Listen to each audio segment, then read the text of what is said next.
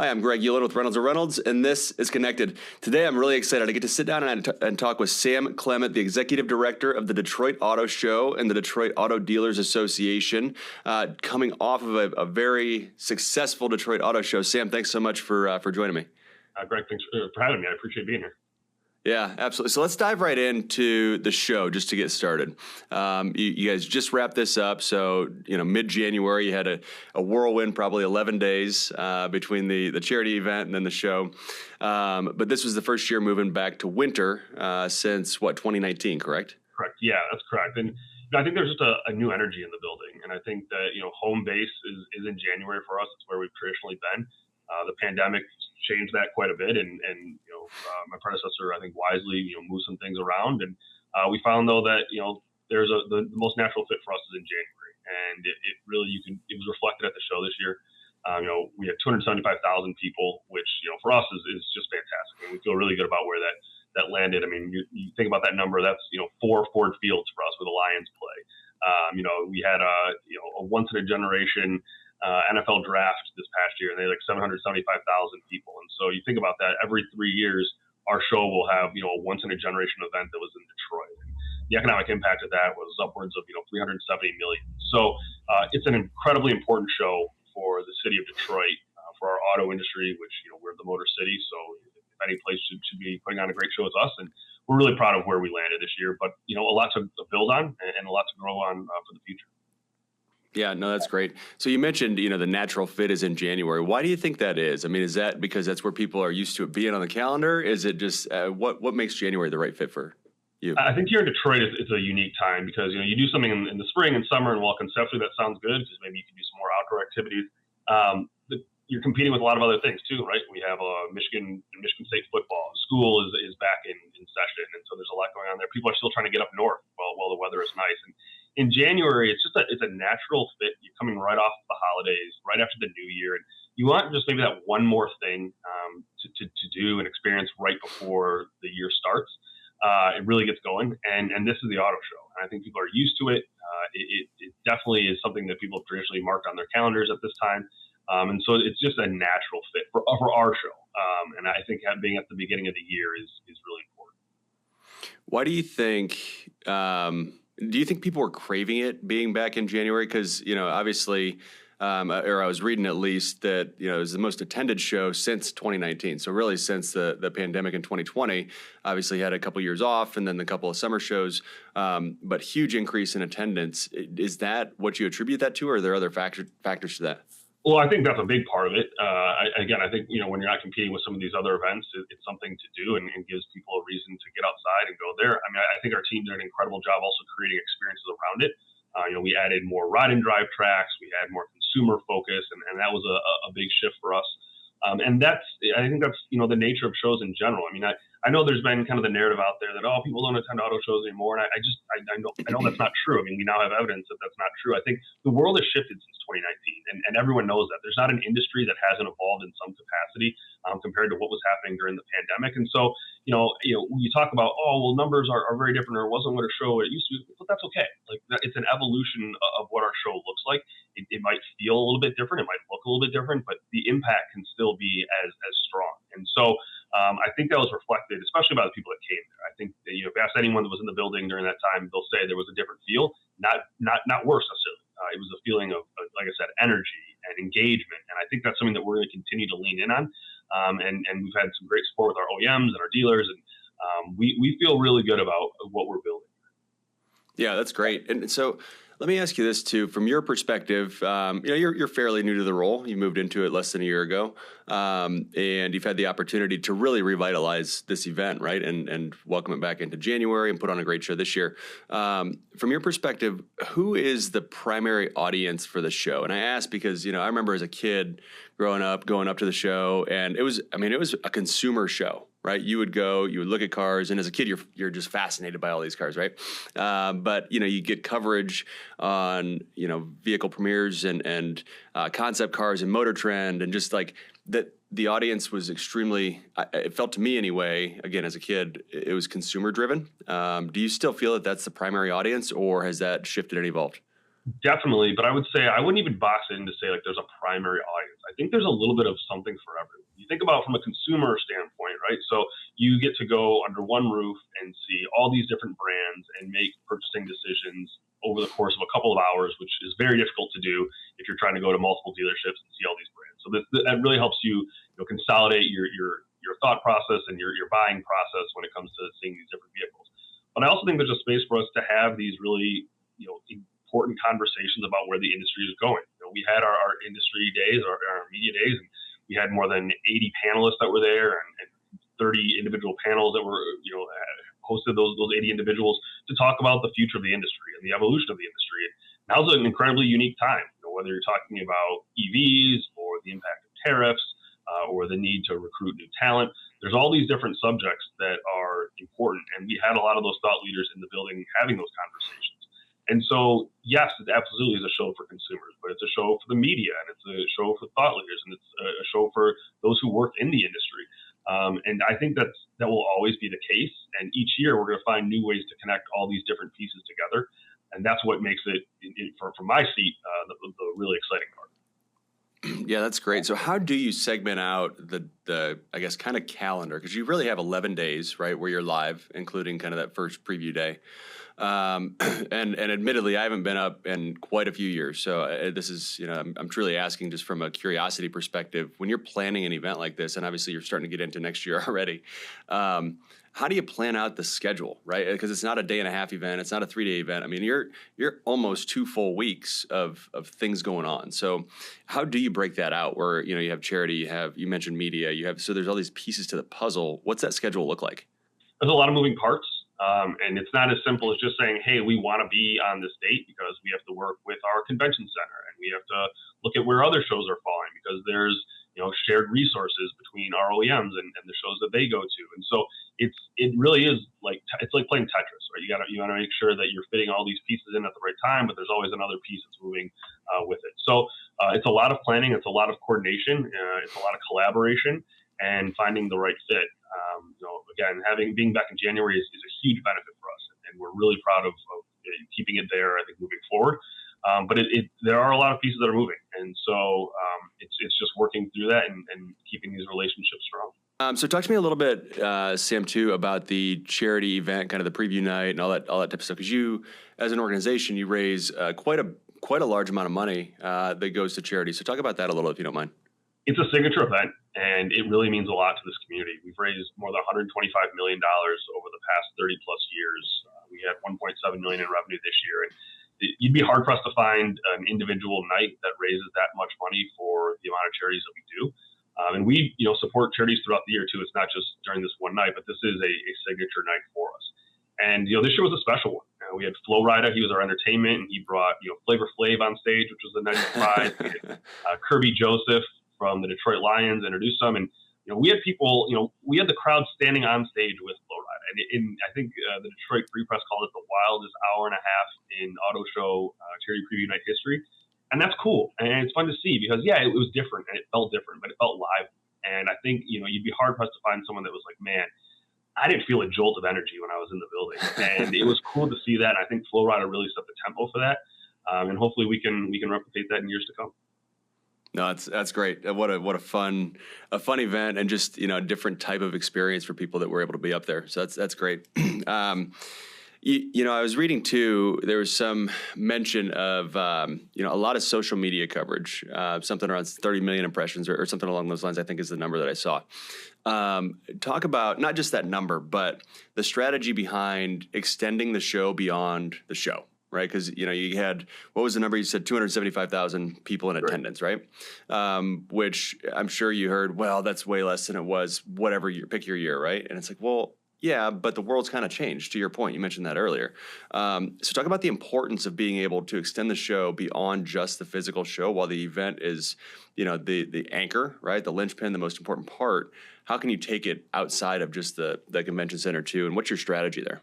Yeah, I mean, so the number you referenced, 30 million, that was our reach that we had for the show. And, we saw some astronomical increases, whether it was like 7 million video views on our pages, or we saw, a 1.5 million increase in terms of like video engagement. I mean, these numbers were off the charts because, we had a strategy to start early and have a presence earlier in the year. I started in May in this role. So I've been at a full year, but in September, we launched a campaign called My Drive, My City, My Show. I'm really proud of it because I actually just won a couple marketing awards this past weekend, so I'm really proud of that. But the most important piece of that is it allowed the conversation to start early, and it brought in new audiences. So we were telling people stories about their relationships with vehicles and the auto industry and the city of Detroit. And so we became a storytelling piece for the city and the industry. And I think that's really a special, unique take on maybe how people from an auto show standpoint have done it in the past. Where, when I first got here, I looked at our social media pages and we would post a lot of, cars on carpet, and that's cool. But people saw that when they went to the show. What can we do to to differentiate ourselves? And so we launched the storytelling campaign.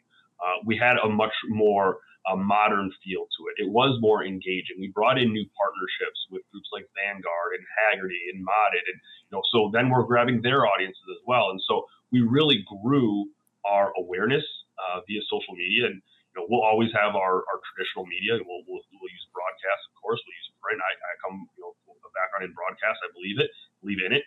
But we have to reach people on social. We have to meet our audience where they are, and that was a great way to do that. And we saw a significant lift, and I think that was reflected in the show. And you make a great point too, Greg. Right? The 275,000. There'll be headlines that come out and say, "Oh, it was significantly less than years past." But I would argue, well, find me an event that brings in 275,000 people over the course of 10 days in any city. I mean, you'd be hard pressed to find that. And so I think there's some perspective. I think that has to be taken into account here. Where I think that, yes, at our heyday, it was awesome that we would have 750,000 people. That's incredible. Like that's, what Rod Alberts built here is incredible. He built a once in a generation type show. The world has changed that. What that 275,000 reflects isn't a negative. It's anything but. It's absolutely positive to bring that many people together over the course of a week and a half to celebrate the city, to engage the auto industry. That's a reason for celebration, not disappointment. Yeah, I 100% agree, and I love the strategy and the thought around you're not even and if I'm understanding what you were saying correctly about social media and promotion, especially leading up to the show, you kind of shifted away from the show as the thing, right? And you shifted toward the industry and people's love for cars and, the reasons that they attend the show to begin with, right? They don't attend the show necessarily to go roam a convention center, right? That's not necessarily why they're going. Why they're going is because they love seeing these works of art that are, rolling computers and just to be in awe of what has been created. I mean, that's really what it boils down to, I think. Yeah, I think you hit it on the head. And one of the things I was most proud of is I heard this from multiple people that say, we haven't seen this many young people at an auto show in a long time. And I was really proud of that because now you're bringing in a new generation of people who, if you're a young kid, you may have never been to the Detroit Auto Show when it was in January. I mean, it's been that long since we've been there. And so to have a new generation engage with a new generation and to allow families to make some of those core memories. I mean, you look back on pictures 15, 20 years and say, oh, I remember when my parents took me. I remember that experience. I remember that car. That's part of Detroit's history, to look back on those memories and say, oh, I remember that concept car. Or I remember when I got to do that ride. And when, in 2035, when they look back on it, it's like, oh, that was fun to have done that 10 years ago. That was a really good experience. And I think that there's a lot of opportunity for us to do even more in that space moving forward. And you're right. I mean, we want to have a presence, and I've said this before, 365 days a year. I think we would be negligent to say, hey, let's just start talking about the auto show on December 1st when it's a month away. No. I want to start talking about the show in 2026 now. Like, what can we do to move forward? How can we keep talking about the auto industry? How can we talk about what this industry means to the people of Detroit and what the people of Detroit mean to this industry? And we have a huge platform, whether it's social media or various events throughout the year, to be the megaphone for the city and the city's relationship to the auto industry. And we're going to take advantage of that and really lean into that. Yeah, I love it. It's such a healthy industry, but it's also, there is just like this emotional tie that it can bring the city together. But I think, people across the country together, just that, people that love cars find this stuff fascinating. So I love what you're doing. I also love, you mentioned concept cars, and it was funny leading up to this conversation. I was thinking back, I was like, what are some of the things that I remember? And I think one of the earliest ones I remember it was the early 90s, probably 92, 93. The Plymouth Prowler was released at the auto show, the concept version of that car. Do you remember that? And it was only out for what, a couple years. They put it into production, but it was only a couple years.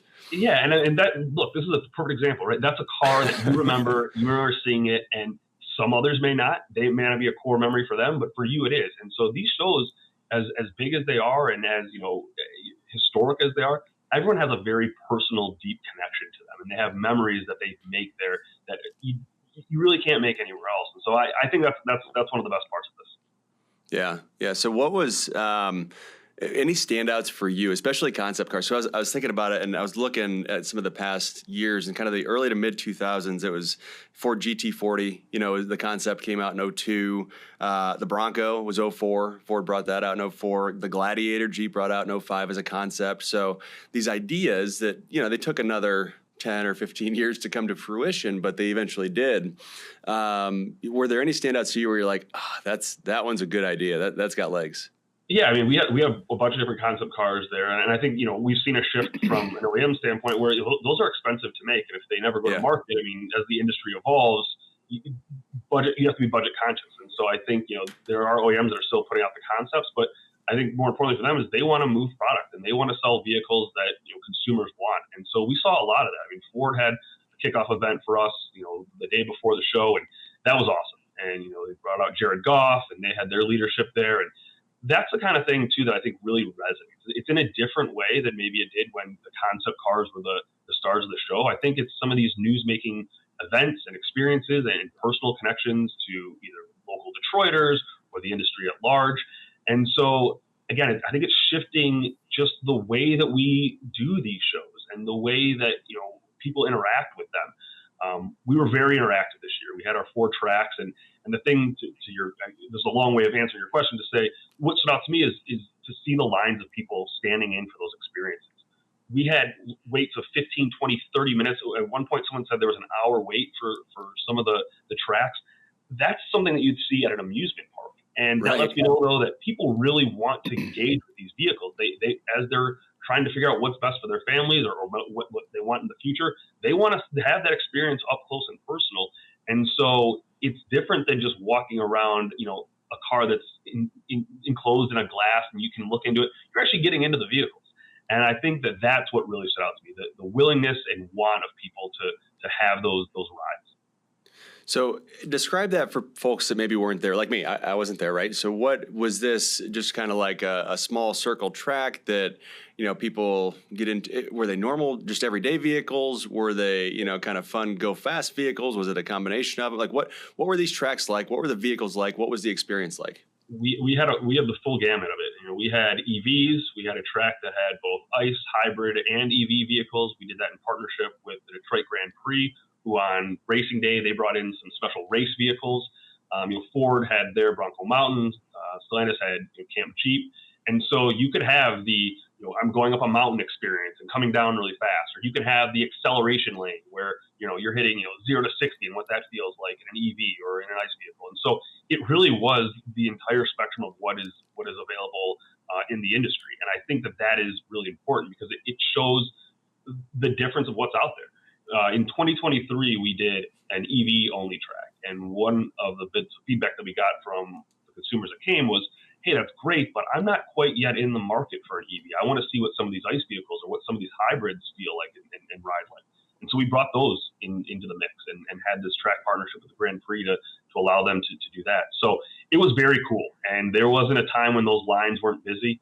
People were lining up. We said we gave over 100,000 rides, which is just, that's remarkable. You think about that over a 10-day period, you're giving 100,000 rides.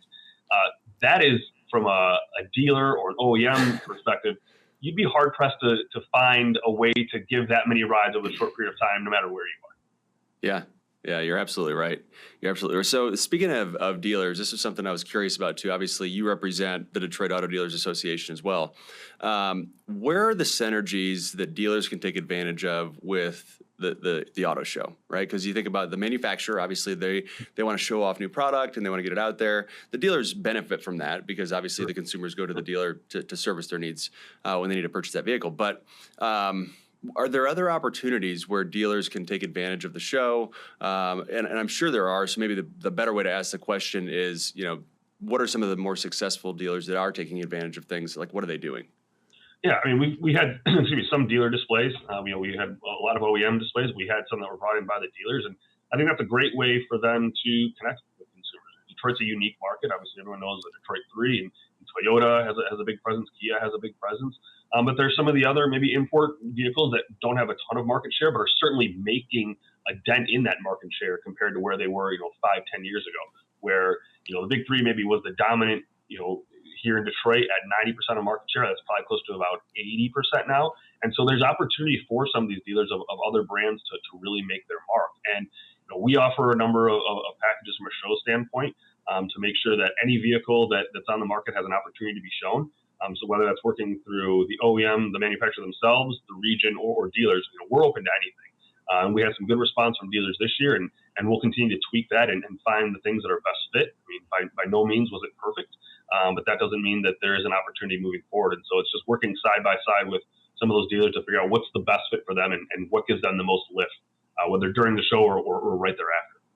Yeah, and I wonder too, especially with your background in broadcast and kind of you describing the marketing efforts that you've put forward, thinking about it from a dealer's perspective, especially in my head, it's an event that maybe a larger dealer group could take advantage of, and there's quite a few of them in the Detroit area, right? I think like a LaFontaine, right. And they have quite a few stores throughout the region. But how could they leverage the auto show as an event to position their brand, right, their dealership group brand as the premier one in the Detroit area to draw more consumers to them? There's a lot of go ahead. Sorry. No, I was just especially thinking about, they have all these different brands that they sell, right? So across different manufacturers. Yeah, I mean, there was a lot of creative marketing from some of the manufacturers and the dealers themselves during the show, whether it was like a special auto show dealer, a deal or something like that during the show.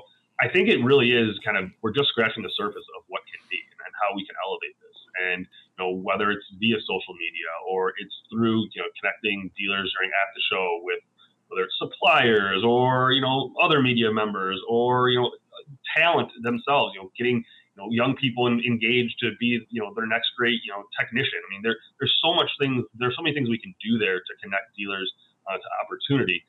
It's creating those. And I think that is done by having conversations throughout the year, not being afraid to take some criticism and say, hey, all right, this didn't exactly work for you.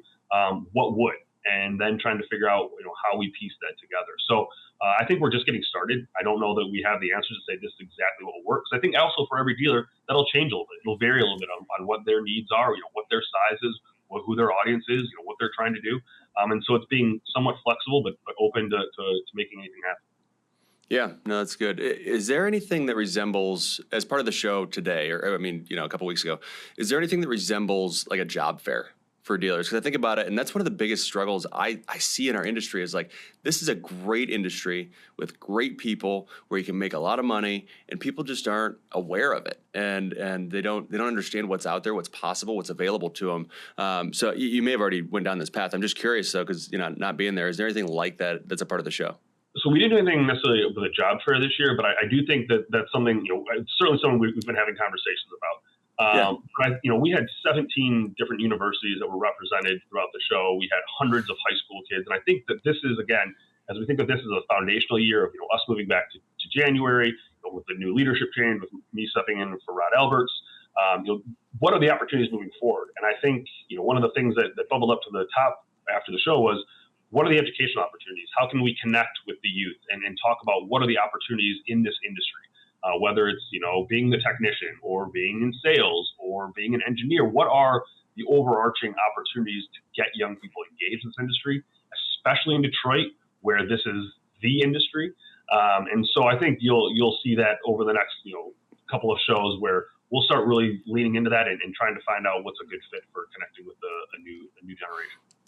Yeah, no, that's great. That's great. So, Sam, before I let you go, I did want to hear a little bit about your background. Just on the surface, I did a little looking online before we hopped on just to try to get to know you from a distance. But looked like went to Michigan State, and then you went into broadcasting, and you were at a few different places. You represented some broadcasting associations, I think, and then found your way into automotive. But I'd love to hear your perspective on what that journey was like and kind of what the stops looked like for you. Yeah, I grew up in Metro Detroit, so I'm from here originally. As you mentioned, I went to Michigan State and also bounced around the Midwest as a broadcast journalist, mostly on the radio side. Did a little TV, but mostly on the radio side, and ultimately got into the association management side when I was living in Indiana.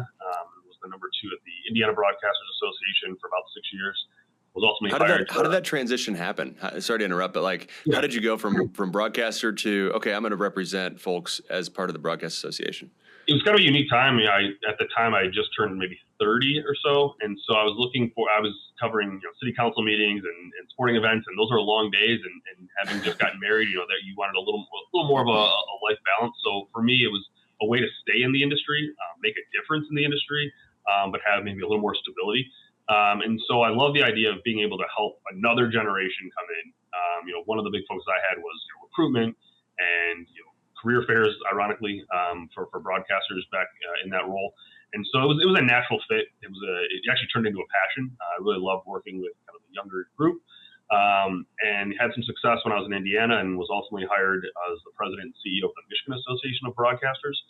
So moved back to East Lansing, where I went to college, and lived there. And my wife and two boys, made home in East Lansing, which was cool. And we did some really innovative stuff when I was at the MAB. We put on a career fair at Ford Field, which is now the largest of its kind for the broadcast associations in the country, where we had, I think when we first started, the most they'd ever had was 250 students come to a career fair. In our first year, we had 600 come to this event. And now it's just finished its third year, and they have over 1,100. So it's an event that continues to grow. It takes time, but it certainly is catching fire, which is great. And so, after I had a number of years there, I heard about this opportunity, and had a chance to meet with Rod when they were talking about finding someone to step in for him after 34 years. And again, I'm from here. I know what the auto industry means to this area, and I know what the show has meant to this area. And the opportunity to be involved in that, to be involved with something that is so meaningful, was almost impossible to turn down. And so, and I've loved every minute of it. I mean, since I've stepped in May, I truly love this. We were talking before we started recording, have I gotten some time off? Like, I really don't want any. Like, I love this. I want to keep hitting the ground running. I'm ready for 2026. I couldn't be more excited as to what's to come over these next 11 months. And I think it'll be a really, really good show, not only for the industry, but for the city and for the consumers moving forward. No, I love it, and I love hearing your excitement and your passion about it. You can tell it's part of who you are. This isn't I always think about this idea of like missionary versus mercenary, right? And when you think about people and what they do for work, do they love what they're doing, or are they doing it for a paycheck? And you can tell that you're in it and you love doing it. And I think that's pretty amazing. So, I mean, thinking about it, you mentioned Rod Alberts in 34 years. I mean, you only have a little over 33 to go before, you can step aside and find somebody else. Yeah, well, I got to give Rod all the credit in the world. I mean, anytime you have a leadership transition, there's a lot that can go wrong, and there's a lot of complexities that come with that. And he could not have been more gracious in this process. And I give all the credit for this show to him. What he's built over the course of his career it's unmatched. Like, I will never replace that. That is not even my goal. Like, people say all the time, "Oh, you have big shoes to fill," and I tell them there's no way I'm filling those shoes. I'm just going to keep following in its footsteps. But he's done an incredible job, and he's going to be someone that I can still lean on moving forward. We've established a really good friendship, and I think that's a huge benefit for the show moving forward, to be able to take hopefully some of my visions moving forward, but always blend that with the history and the knowledge without abandoning what has made it so great in the past. And so that's a really dynamic duo, I think, moving forward. Yeah, that's great. Well, Sam, I feel like I could talk to you probably for hours, but I want to be respectful of your time. Obviously, I think you got a plane to catch. Before we jump off, is there anything that we haven't talked about that we should, or anything I didn't ask you that maybe I should have?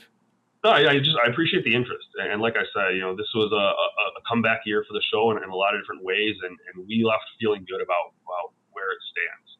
And I can't wait to start really building for 2026 and start making some of the announcements of bringing in the new OEMs and building on those that were here already, and creating these new opportunities, whether it's for young people or people that are just trying to get involved in the industry. And so we're Detroit, and I've said this before, and I'll say it a million times. If we can't tell the automotive story, who can? And we're going to continue to lean into that, and we're really proud of that, and really proud of what our team accomplished for the 2025 Detroit Auto Show. No, and congratulations on a great show. I mean, it was, a heck of a, you can call it a comeback if you want, but, it was a heck of a comeback. Excellent show, great show. All the reviews were extremely positive. And, if there's anything that we can do at Reynolds to help going forward, please don't hesitate to reach out. But it was great to talk, and I really appreciate your time. Thank you so much. Again, thanks for the interest. We appreciate it. Absolutely. A huge thank you to Sam Klemet, Executive Director of the Detroit Auto Show and the Detroit Auto Dealers Association. Congratulations on a great show in 25 and really looking forward to an even better show in 26. Mark your calendars now and make sure to grab tickets as soon as they're available. Before we hop off, don't forget you can watch or listen to all episodes of Connected on YouTube, Apple, and Spotify podcasts. And make sure to hit subscribe so you're notified when new episodes are released.